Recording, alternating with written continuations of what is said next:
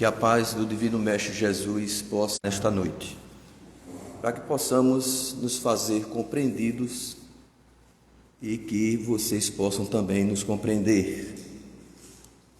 O tema que vamos abordar na noite de hoje, extremamente doutrinário, no Livro dos Espíritos de Allan Kardec, é o princípio primordial da crença espiritualista.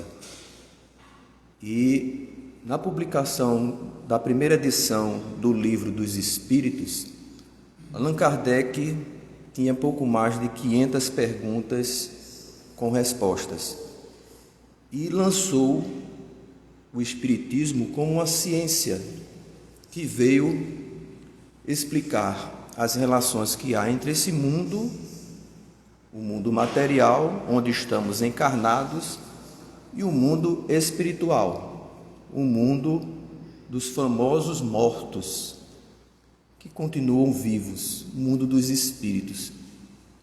Mas 3 anos após a publicação da primeira edição, em 18 de abril de 1857, Kardec fez uma revisão geral, praticamente revisou toda a obra e lançou nessa nova edição 1018 perguntas, mas como havia uma pergunta que ele não numerou, são 1019 perguntas. E ele mudou a definição genérica, geral, do Espiritismo. Ele colocou, a partir daí, como filosofia espiritualista, integrando, posteriormente, através das obras sucessivas que vieram após a publicação do Livro dos Espíritos, Livro dos Médiuns, depois o Evangelho segundo o Espiritismo, o Céu, o Inferno e a Gênese, uma conceituação, um entendimento melhor. Quem, por acaso, ler apenas o Livro dos Espíritos, ele não vai conseguir uma compreensão sem estudar as outras obras, porque as outras obras é um amadurecimento do ponto de vista da elaboração humana de uma doutrina trazida pelos espíritos. Humana que eu falo dos encarnados, e humana também eu falo dos desencarnados. Os 2/3 do mundo espiritual é habitado por espíritos que ainda convivem culturalmente com os costumes, hábitos de uma vida de encarnado, que precisam ainda aprender sobre o mundo espiritual, mesmo estando no mundo espiritual, para ascender a níveis mais evolutivos. Então, hoje nós vemos muitas pessoas acreditarem que o Espiritismo é apenas ciência, e muitos propagam isso, ou filosofia, se separando da religião. Mas é um equívoco que confunde as pessoas, como um amigo que nos procurou, fazendo-nos uma crítica de que nós espíritas não acreditávamos em Deus, já provavelmente por conta dessa difusão de que o Espiritismo é apenas ciência, já que há uma definição do próprio Kardec, ainda elaborada nas obras da atualidade, de que é uma ciência que explica isso também. Mas se você ficar apegado apenas a um conceito, sem ler as outras obras, você não vai compreender esse tríplice aspecto. Mas só o fato de Kardec colocar na primeira questão do Livro dos Espíritos o que é Deus, já nos liga dentro de uma proposta de religação com Deus, que é uma religião. O termo que podemos usar é religião.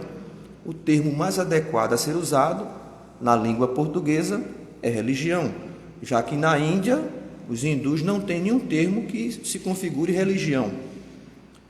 Mas para o entendimento do que é essa religação com Deus, temos que ligar com um termo, uma palavra, uma definição, que é religião.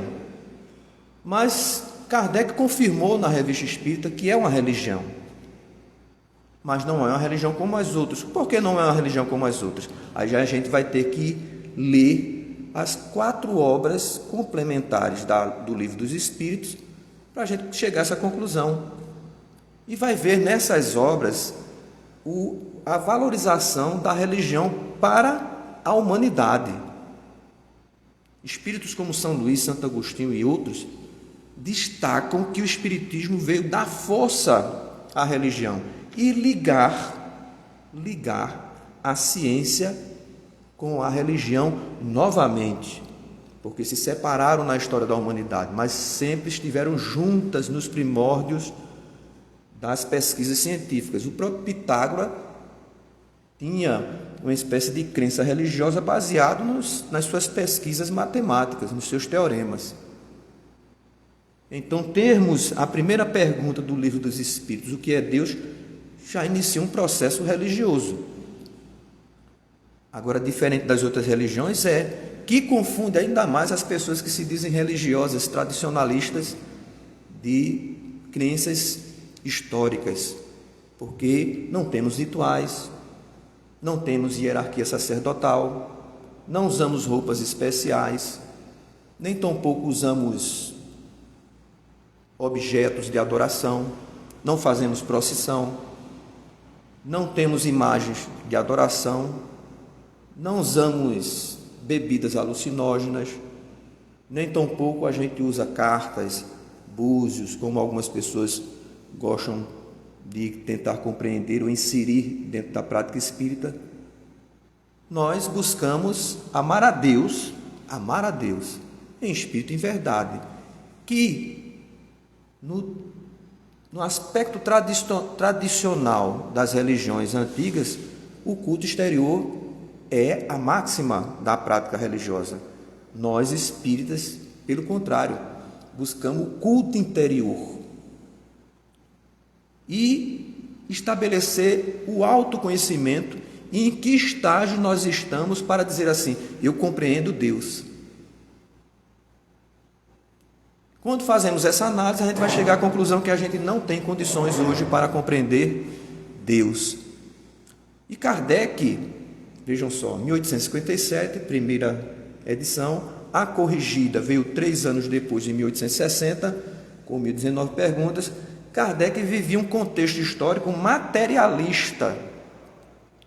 O materialismo estava bombando, vamos usar esse termo na atualidade, ao ponto de muitos cientistas disseram assim: a gente não tem mais nada no final do século XIX a aprender, já descobrimos tudo e Deus está fora dessa compreensão.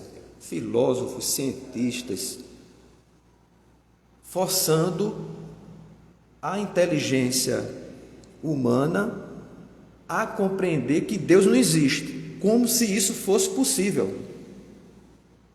Como se isso fosse possível. E a gente vai entender por quê.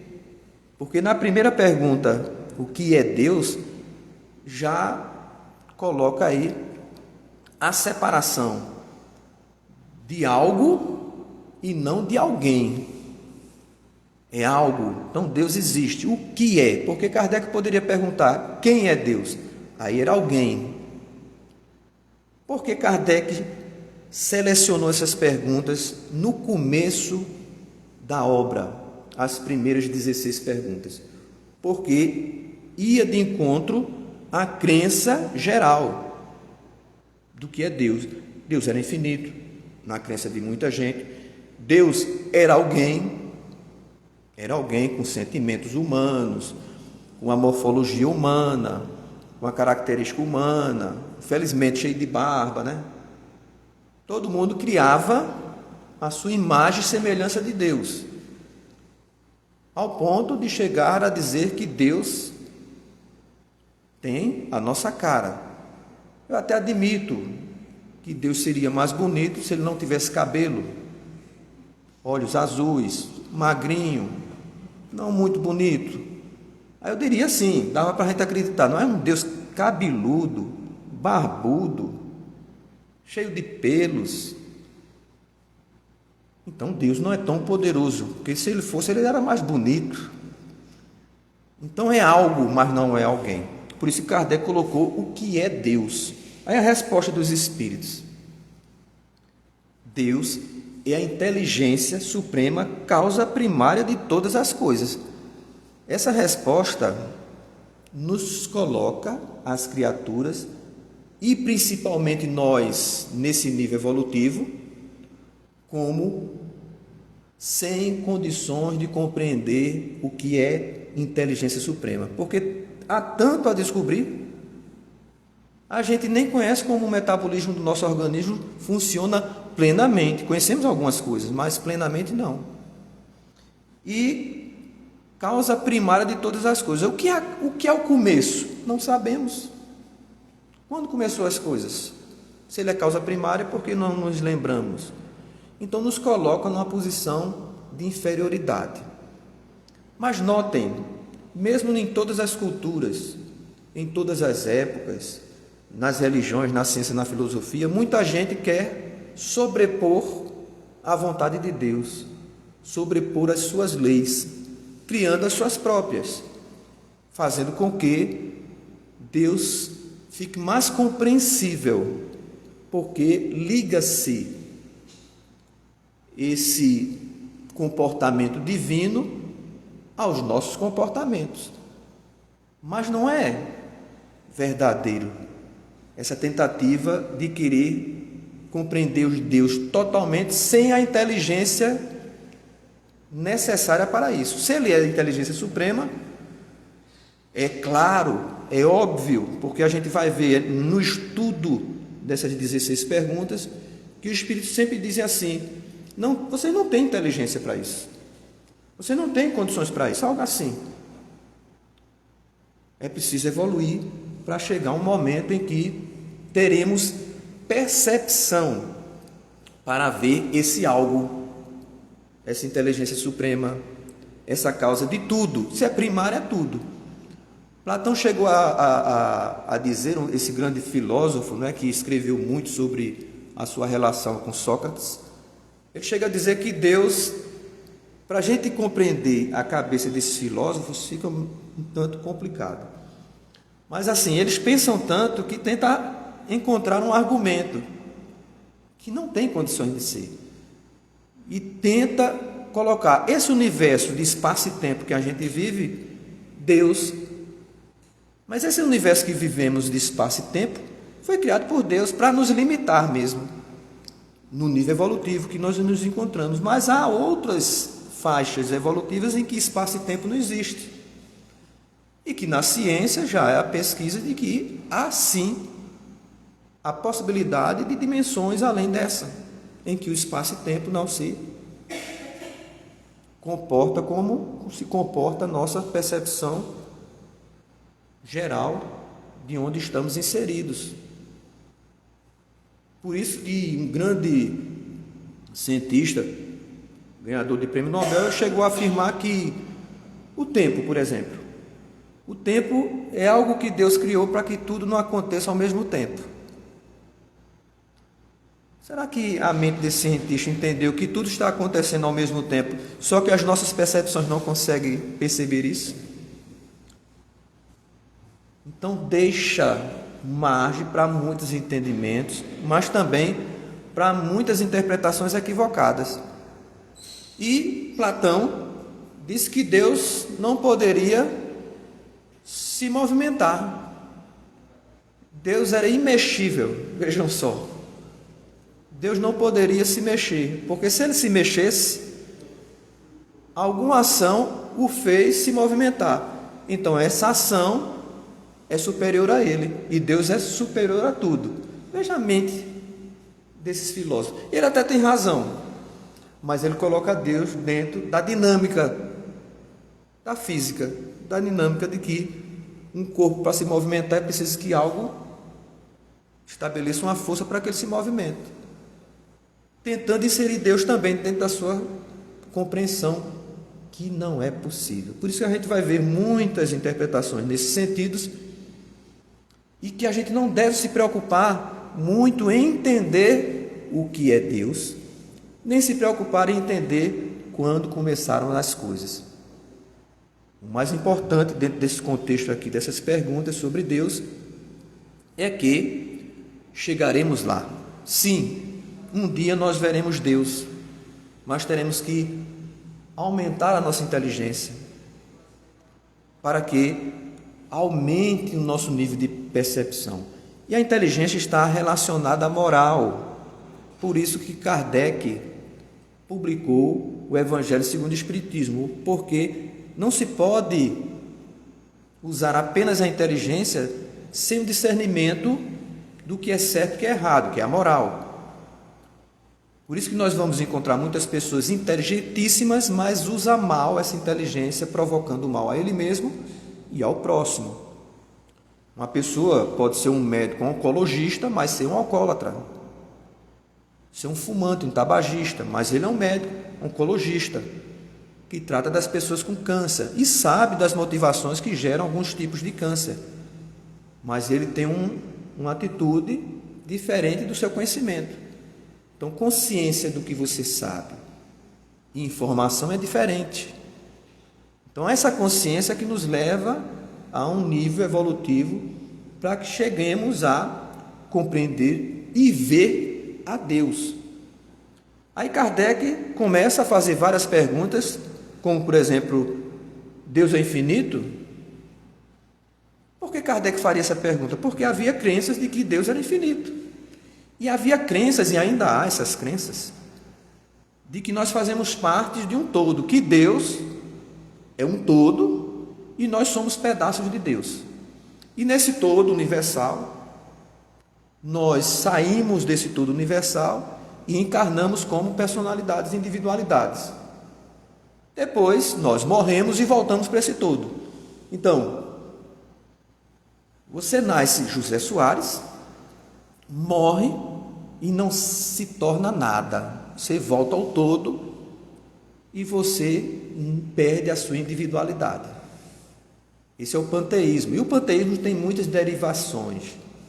Hoje temos um panteísmo espiritualista que não nega essa individualidade após a morte, mas diz que o universo é que trabalha para a gente, como se o universo tivesse inteligência. É dentro desse conceito das pessoas de acreditar que Deus é o infinito. Nós vamos continuar a ser individualidades nessas crenças panteístas, que eu gosto de chamar de neo-panteísmo, de que o universo trabalha para a gente. O universo é matéria, é o elemento material, a habitação dos espíritos, instrumento para a nossa evolução, matéria. Nós estamos mergulhados em Deus? Não.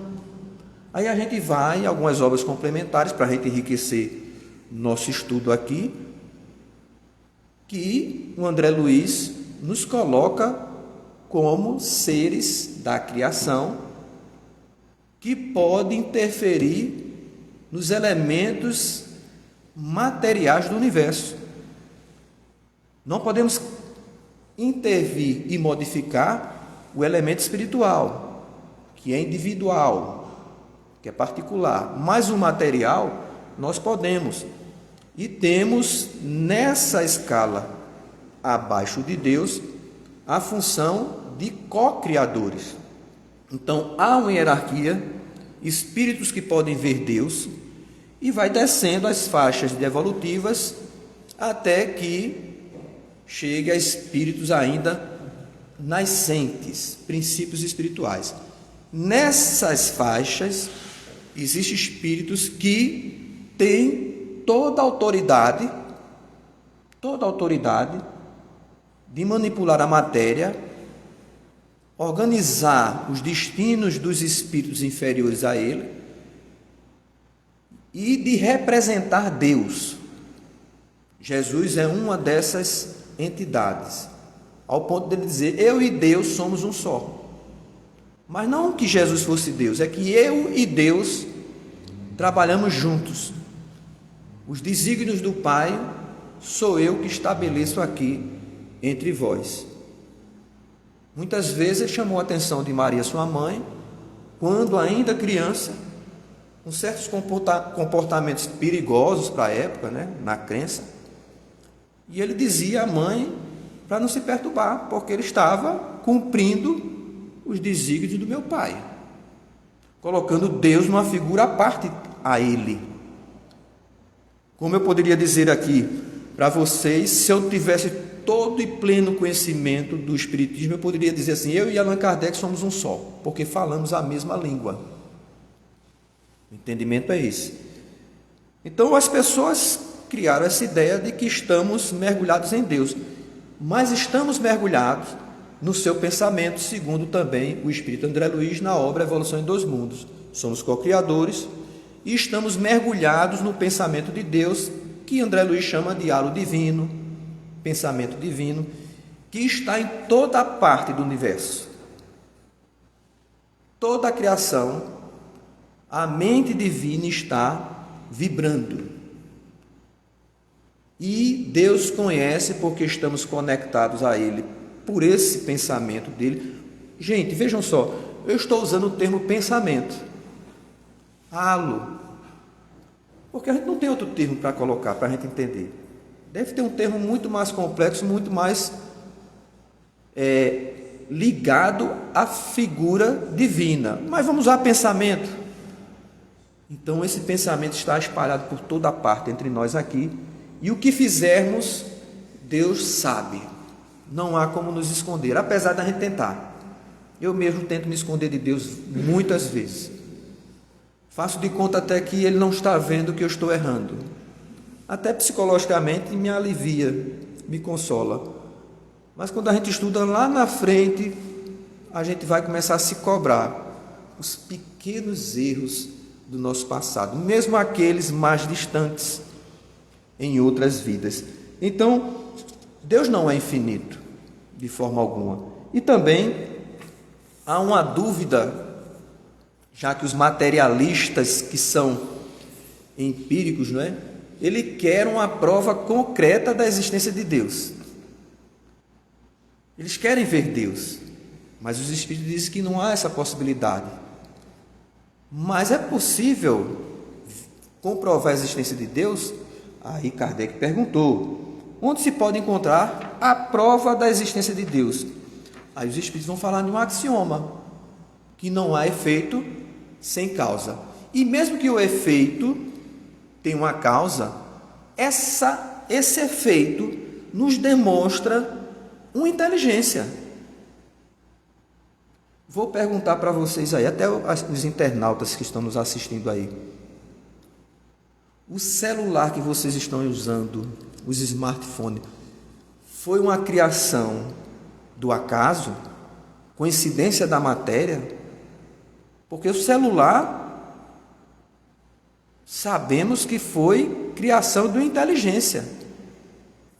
Então o smartphone de vocês, a lâmpada e todo o movimento tecnológico que estamos nos encontrando em equipamentos nos nossos lares, é fruto do acaso? Nasceu do nada? Foi uma coincidência, as moléculas se encontraram? Pois os materialistas usam essa técnica para tentar nos enganar. Dizer que tudo que existe no universo é fruto de duas circunstâncias. Uma, necessidade de sobreviver. Todos os seres vivos do universo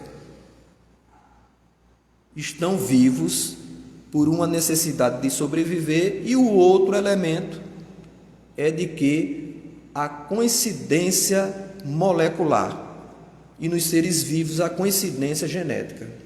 Uma simples coincidência, um acaso que ocorreu. Mas hoje não é possível. Qualquer pessoa que tem um pouco de inteligência vai encontrar contradição. Biólogos, geneticistas, cientistas, eles sabem nas suas pesquisas. Existe um cientista físico quântico muito condecorado no nosso mundo, Amit Goswami. Ele tem uma obra chamada, que trata da biologia e da evolução dos seres, para contrapor essa ideia materialista que não tem como caber mais. Primeiro, na ideia materialista, toda a criação não veio de Deus. Mas, hoje, com a tecnologia, com as pesquisas, as teorias passadas que era mais utilizada a paleontologia, quando você encontrava os fósseis, para comprovar uma ideia que os materialistas abraçaram, a ideia de Darwin, Charles Darwin, de uma evolução linear. Não existe saltos, não existe nenhuma inteligência interagindo, ela é linear. Simplesmente a necessidade de sobreviver e algumas mutações que ninguém explica como é que ocorrem essas mutações, são acidentais, é que levam os animais, inclusive nós, a chegarmos no patamar em que nos encontramos hoje. Por exemplo, uma girafa. Por que a girafa tem um pescoço longo? Aí esses materialistas dizem, é porque eles quiseram comer uma gramazinha mais suculenta, que era muito alta, e de tanto esticar o pescoço, gente, peraí, até parece a história da carochinha.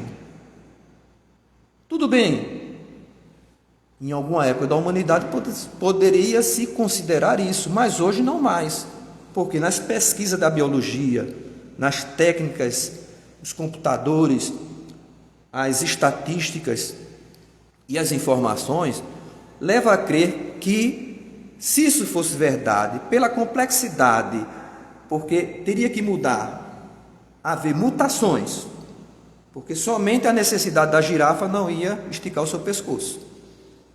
E eu conheço muita gente que tem um pescoço meio longo, né? Será que eles estão comendo? E alguém está pendurando em algum lugar? Para a girafa chegar até aquele tamanho, gente, teria que haver muitas coincidências. Além das mutações, aí teria que ter mutações na parte óssea, mutações no sistema circulatório, mutações no tecido, mutação no sistema digestivo, no coração, que, segundo os cálculos de alguns cientistas na área da genética, para isso ocorrer, dentro das observações que eles pesquisaram dos genes, que estamos muito adiantados, mas longe da compreensão, muito longe, mas com essas informações, para a girafa alcançar aquele pescoço, o tempo que levaria não seria possível no tempo em que existe vida aqui na Terra. Então, não se explica a evolução linear. Por isso que a paleontologia não consegue encontrar resposta para os buracos, os vazios nesse sistema linear. Mas esses cientistas nos enganam ou tentam se convencer ao contrário, porque eles sabem que isso existe, esses vácuos, sem explicação, e criam ideias como essa do pescoço da girafa. O nosso olho é tão complexo que esses pesquisadores chegaram à conclusão que levaria milhares de anos para poder o olho evoluir para ele chegar ao que ele é. O olho, imagina o resto do nosso corpo. Não. Por falta de explicações, a ciência, ela mesma, vai chegar à conclusão que há o que Amit Goswami chama de desígnio inteligente. Ele é espiritualista, Amit Goswami. O que é esse desígnio inteligente? É a palavra mais bonita para os cientistas chamarem Deus, que há uma inteligência por trás de tudo isso, e ele chama de um desenhista. Há uma inteligência desenhando, que projeta. Aí a gente vai lá A Caminho da Luz, do Espírito Emmanuel, e ele diz que o projeto do nosso planeta foi feito por um co-criador, que, autorizado por Deus, representando Deus, ele teve, junto com a comunidade de espíritos da sua ordem, tomar a decisão de construir e planejar o planeta Terra. Planejar do jeito que ele é. E não pode ser coincidência.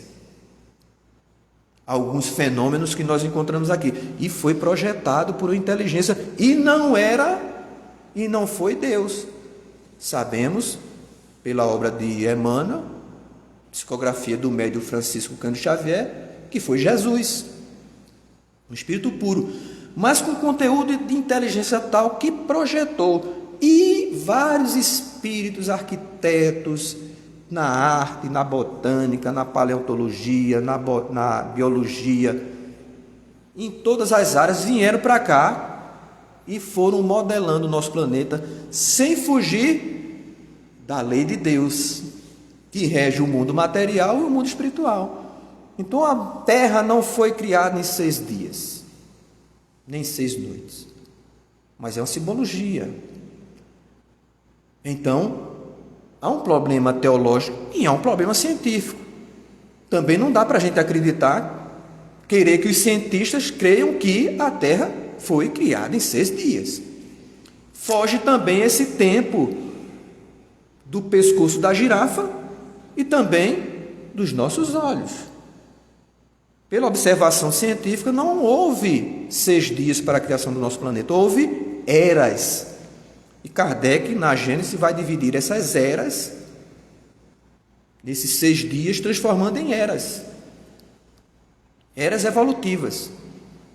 Então, um projeto tão complexo que não dá para a gente engolir hoje, que é uma coincidência, que é uma mutação. Sabe por que a gente respira no nosso planeta Terra? Sabe por que a gente respira e sobrevive com esse ar? Por conta do oxigênio. Alguém tem dúvida disso? Ninguém. Mas vocês já sabem por que existe oxigênio aqui no nosso planeta? Reciclado. Com a tecnologia de hoje nós temos. Então vamos supor que o que eu vou descrever para vocês seja coincidência e acaso. Depois vocês dizem para mim se vocês acham que é coincidência, que é mutação, se é acaso, ou se é fruto de um desígnio inteligente.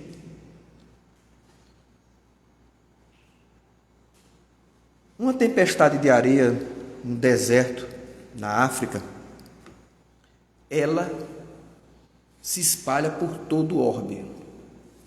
Uma poeira.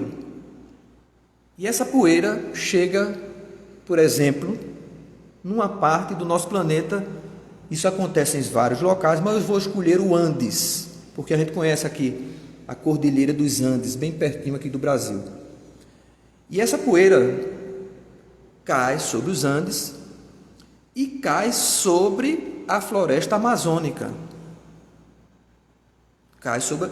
E essa poeira, ela é uma espécie de alimento para a vida orgânica, que desce pelas chuvas, a poeira embebida com um grande rio, um rio nas nuvens que contém muito mais água do que toda a bacia amazônica e que se encontra acima da bacia amazônica. E é proveniente esse rio da Cordilheira dos Andes, um rio nos ares, com muita água. E esses sedimentos dessas poeiras caem, derretem na neve, cria o rio, ou todo o sistema hídrico da Amazônia, e alimenta tanto as árvores, como alimenta também os animais que ali vivem. E as árvores vão produzir oxigênio. Mas a vida na floresta amazônica, que é toda a Amazônia, não é só aqui no Brasil, nos outros países da América do Sul tem a Amazônia, o oxigênio que é produzido lá não é suficiente para nos abastecer. Ninguém aqui respira o ar da Amazônia, porque os animais que vivem lá consomem todo o oxigênio que a própria floresta produz. Então, de onde vem o nosso oxigênio? A água leva os sedimentos que caíram daquela poeira do deserto e também que veio dos Andes e leva para o oceano esse sedimento. Lá existe um plâncton chamado de atomácea que precisa de uma carapaça, e essa carapaça é feita desse sedimento. Ele é menor, 6 vezes menor do que um fio de cabelo, esse plâncton. E lá, essa diatomácea é um tipo, porque o plâncton é um conjunto de seres vivos, muitos microscópicos, que vivem no mar. E está em toda parte essas diatomáceas. Mas ela precisa desse sedimento para criar uma carapaça ou algo que revista ele, o corpo biológico, para poder se reproduzir. Ele não pode se reproduzir sem essa carapaça. Só que no momento da reprodução e na construção da carapaça, ele libera oxigênio. E o oxigênio sobe em pequenas porções. Mas são tantas diatomáceas, que o oxigênio é abundante e alimenta todos os seres vivos que não se alimentam do oxigênio das florestas, que é o nosso caso. Só que esses seres, eles morrem e o sedimento dele cai no fundo do oceano. Cai no fundo do oceano. Por milhares e milhares de anos, chegando a sedimentos onde eles caem e morrem de vários e vários metros. Só que no decorrer de milhares de anos na história da humanidade, há regiões em que no passado era oceano e hoje são terra. O oceano baixou seu nível e por algum motivo, um fenômeno, um cataclisma, elevou os sedimentos, criando montanhas e cheio de resto de carapaças das diatomáceas. Então essa diatomácea faz tempo que está aqui, produzindo nosso oxigênio. E esse sedimento que o oceano baixou, vira deserto, poeira, que por sua vez começa tudo de novo. O ar leva, vai para o oceano, o ar vai para a Cordilheira dos Andes ou para qualquer outro lugar onde o ciclo vai. Só que tem um detalhe, gente. O oxigênio que eles produzem é o suficiente para que o nosso planeta não pegue fogo. Vocês sabem por que a gente abre uma caixa de fósforo e acende? Vocês sabem por que existe o fogo? Porque existe oxigênio. E se a gente está mergulhado em oxigênio, por que quando a gente acende um fósforo o mundo não explode? Porque existe uma quantidade ideal que não passa desse limite. Se passar, gente, como acontece em algumas regiões do nosso planeta, mas não passa muito, é o suficiente para criar grandes incêndios em florestas. Quando o clima aquece, há uma certa secura, há um aumento, uma liberação do oxigênio, fica difícil você apagar um fogo, porque existe um momento climático ideal para que o oxigênio esteja em abundância, mas não passa de pouco mais de 20%. Em qualquer lugar do mundo que você for, é mais ou menos 20,19% de oxigênio, ou algo um pouco mais, um pouco menos, em termos de décimos. Aí vocês acham que isso tudo é coincidência? Não passar. E se essa diatomácea endoidar a cabeça e dizer, agora eu vou produzir oxigênio demais? Vai explodir o nosso planeta se acender o fogo. Então, tudo no equilíbrio. Isso é só um exemplo, fora os outros fenômenos que a gente testemunha aí, que Amit Goswami, na sua obra, que ele fala evolução criativa, para não ligar ao criacionismo e nem tampouco ligar à ciência. Aí vem Kardec trazer para nós atributos de Deus. Então não dá para a gente compreender, mas pela observação da natureza, das coisas, do cosmo, a gente chega à conclusão que há uma inteligência muito superior a nós. Porque a gente tenta entender e não compreende toda essa dinâmica, toda essa organização, então só pode ser fruto de uma grande inteligência. Os físicos, os geômetras, os químicos, os matemáticos, todos, sem quererem, são sacerdotes do Espírito. Sem o quererem, eles estão fazendo para nós, espiritualistas, o trabalho que não temos condições de fazer, que é provar que Deus existe a partir da ciência. Aí esse físico, Amit Goswami, tem condições para isso. Demonstra isso através desses exemplos da biologia, da paleontologia, dos buracos, dos vácuos, que é claramente, absurdamente visível aos nossos olhos que há uma inteligência organizando tudo isso aqui. Há uma inteligência. Querem chamar de Deus? Amit Guzmán, para não ferir os colegas, chama de desígnios da inteligência. Aí Deus, poderíamos atribuir alguma particularidade? Vejam só, os espíritos ainda dizem assim, olha, se vocês quiserem podem, mas está longe da gente compreender Deus. Mas Kardec tentou, mas dentro da sua inferioridade, o que você colocou, Kardec, pode ser, porque Kardec faz essa pergunta aqui, quando dizer Deus é eterno, ou seja, não tem começo nem fim, é infinito, por quê? Tem algum limite para ele? Não. Imutável, ele não pode mudar, porque se mudar, desorganiza tudo isso que nós estamos vendo aqui. É material? Não, ele é imaterial, porque a matéria está sujeita até à nossa inteligência, então não pode ser material, senão nós poderíamos manipular Deus. É único, porque não pode ter alguém além dele, senão seria algo assim, torcedor do Santos e do Sport e do Náutico, 3 deuses, cada um queria o quê? O campeonato. Ia ser uma guerra, não ia? Ia ter uma guerra nas estrelas no universo, cada um querendo impor a sua lei. Então ele é único, é todo poderoso, porque não pode ser único sem ter todo esse poder, senão outro haveria de tomar o seu poder. E olha que tem gente que criou um tal de um diabo aí, um Satanás, que é muito mais poderoso do que Deus algumas vezes.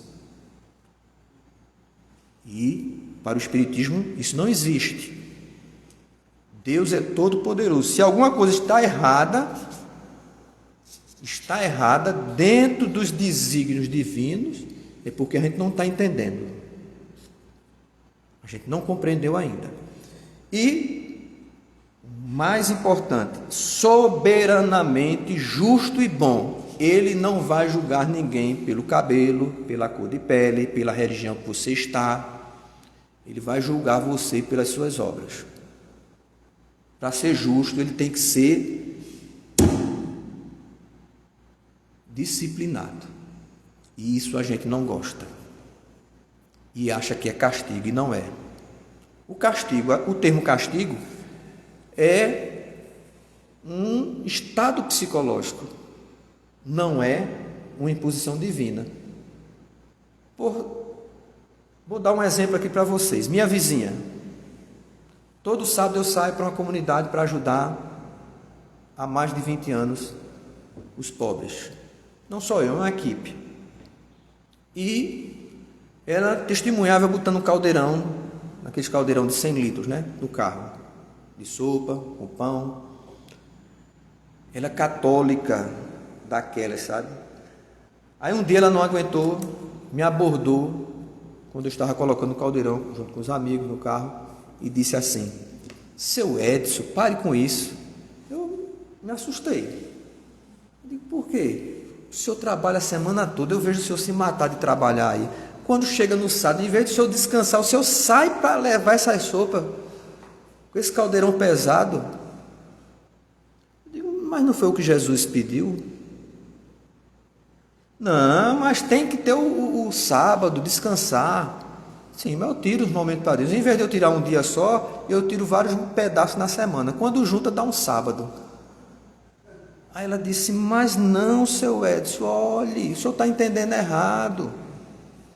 Aí vejam só, é o ponto de vista dela. Ela acha que aquilo que eu estou fazendo é um castigo. Se ela fosse fazer, era castigante. Eu não chamo nem de sacrifício, porque sacrifício é tornar o quê? Sagrado, né? Então, sacrifício, começaram a trabalhar sacrifício, e a cultura religiosa colocou sacrifício como autopunição. Aí, sacrifício virou uma coisa ruim, mas sacrifício é uma coisa boa. Então, eu acho que eu ganhei. Não tem nem mais, né? Luciano Huck no sábado. Mas eu nunca assisti, nunca vi. E eu acho que Deus vai me premiar por eu tirar esse momento do sábado. Vejam só, algumas horas do sábado, que nem vai me levar a me santificar. Mas para muita gente é um castigo fazer o bem. É castigante, cansativo. Então, quando você fuma muito, bebe muito, desenvolve uma doença por conta do vício, e você se vê à beira da morte, em dores cruciais, aí você diz que Deus está lhe castigando. É um conflito para muitos crentes de religiões que creem que quando você não tem nada, é saudável financeiramente, socioeconômico, você está sendo abençoado por Deus. Quando você tem alguma coisa você está fazendo errado. Então essa crença de que Deus usa desse artifício para nos beneficiar ou nos castigar, ela é conflituosa, porque se Jesus tivesse conversado com algum crente desse tipo de doutrina, Jesus ia dizer o que para ele? Atire a primeira pedra aquele que não tem pecado. Aí ele tenta se esconder. É o que acontece muitas vezes, as pessoas se escondem, né? Criam uma persona. Eu conheço um amigo que ele, para casar a filha, ele de uma doutrina que tem essa crença, né, da projeção material abençoada por Deus, e vendeu tudo o que tinha para mostrar aos participantes da sua crença que ele estava sendo abençoado por Deus e a filha também. 6 meses depois ele estava quebrado, fechou o negócio, devendo, entrou em depressão, abandonou a crença. Os filhos que casaram naquela opulência estavam também endividados, com dificuldades financeiras, nunca trabalharam na vida, tiveram que ir procurar emprego. Mas, por incrível que pareça, eles colocaram a culpa no pobre do diabo. O pobre do diabo foi o culpado. Então, como podemos compreender Deus se ainda carregamos essas crenças? Até nós mesmos espíritas, muitas vezes criamos leis acima da lei de Deus. Por exemplo, o passe está acima da lei de Deus, da lei de causa e efeito. O passe está além das leis naturais orgânicas e pode curar tudo. Isso é claro, estou dizendo que todo movimento espírita, mas alguns espíritas vendem essa ideia. E a gente estudando sabe que não. E agora, maravilha, porque estamos na pandemia, né? Qual é a palavra da moda? Imunidade. Imunidade. Pronto, aí esses místicos ligam a imunidade a algum tipo de prática que não passa nada mais, nada menos do que um culto exterior. Querem melhorar sua imunidade? Culto interior. Leiam lá Evolução em 2 Mundos, último capítulo, capítulo 20, se eu não me engano, da segunda parte, invasão microbiana. Isso foi nos anos 50, viu? 40 para 50. Nem se imaginava em Covid, mas explica direitinho como a gente se livrar da Covid. E vai ter gente que não vai se livrar. E tem gente que ainda acha que se eu for espírita, eu vou ficar imune, porque eu tenho esse conhecimento. E se você for mais elevado moralmente, você também não vai pegar. Tudo errado. Tudo errado. Os Espíritos dizem, aqui na Terra morre homem de bem e homem mau. Nós estamos fadados a morrer. Ou será que dentro dessa construção de pureza para aumentar nossa essa imunidade, quando a gente vê alguns ícones da moral e da religião morrerem com doenças, derruba todo esse conceito. Eurípides Barçanufo morreu de quê? De gripe espanhola. Então, mesmo que a gente peça a Deus a nossa imunidade, nós todos vamos receber conforme nós merecemos, porque Ele é soberanamente justo e bom. Então Ele vai nos dar conforme a gente mereça. E morrer é apenas um detalhe da nossa experiência aqui de vida. Então, busquem Deus dentro de vocês. É o que os Espíritos recomendam. Querem encontrar o reino de Deus? Busque dentro de si. Busque com muito amor, com muita caridade, esse reino. Porque o resto, não se preocupem, gente. O que está fora, não se preocupe. O próprio Deus já providenciou tudo.